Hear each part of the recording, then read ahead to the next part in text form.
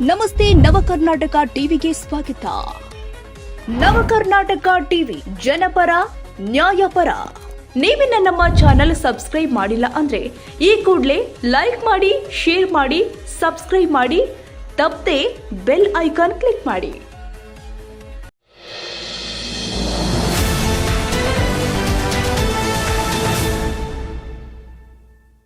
ವಿಜಯಪುರ ಜಿಲ್ಲಾ ಕಾರ್ಮಿಕ ಇಲಾಖೆ ಮೇಲೆ ಲೋಕಾಯುಕ್ತ ದಾಳಿ.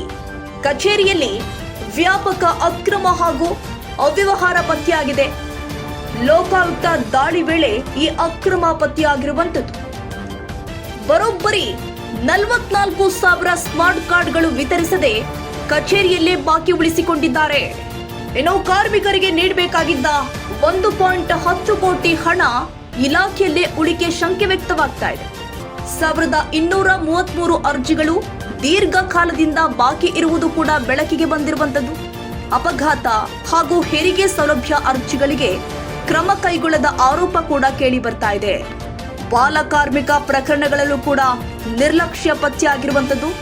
ಲೋಕಾಯುಕ್ತ ನ್ಯಾಯಮೂರ್ತಿ BS ಪಾಟೀಲ್ ಸ್ವಯಂ ಪ್ರೇರಿತ ದೂರು ದಾಖಲಿಸಿಕೊಂಡಿದ್ದು ತನಿಖೆ ಚುರುಕು ಮಾಡಿದ್ದಾರೆ. 2 ದಿನಗಳಿಂದ ಶೋಧ ಕಾರ್ಯ ನಡೀತಾ ಇದ್ದು ದಾಖಲೆ ಪರಿಶೀಲನೆ ಮುಂದುವರೆದಿದೆ. ಲೋಕಾಯುಕ್ತ ತಂಡದಿಂದ ತನಿಖೆ ತೀವ್ರಗೊಳಿಸಲಾಗಿದೆ.